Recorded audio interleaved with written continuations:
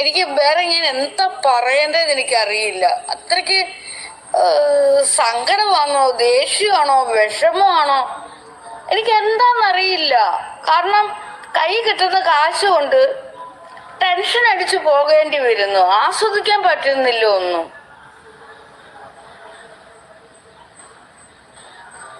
അതുകൊണ്ടാണ് എനിക്ക് അങ്ങനെയുള്ള കുറെ ആളുകൾ വേണം, എൻ്റെ താളത്തിന് നിൽക്കുന്നവര്.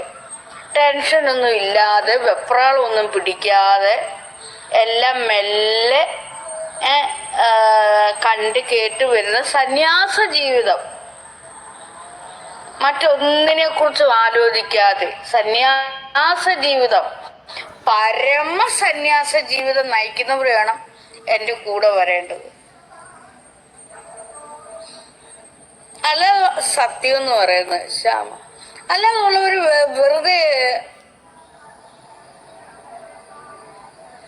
നാഗ വെറും ഭക്തത്തിയാണ് എന്നാണ് ഞാൻ ആദ്യം വിചാരിച്ചത്.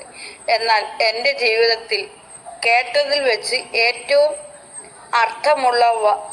അർത്ഥമുള്ള നമ്മളെ തളർത്താത്ത വാക്ക് മാത്രമാണ് ദേവിയുടേത്. നാഗയെ തിരിച്ചറിയാൻ വൈകി, ക്ഷമിക്കുക. അതിപ്പോഴാണോ മനസ്സിലാവുന്നത്? സന്യാസ ജീവിതം എന്ന് വെച്ചാൽ പിന്നെ എന്താണ്? സന്യാസ ജീവിതം എന്ന് വെച്ചാൽ അങ്ങനെയാണ്. നമുക്ക് ചില മാത്രമേ എനിക്ക് എന്താണ്, ചിലരുടെ കൂടെ ഞാൻ ഇങ്ങനെ അങ്ങ് നടക്കും.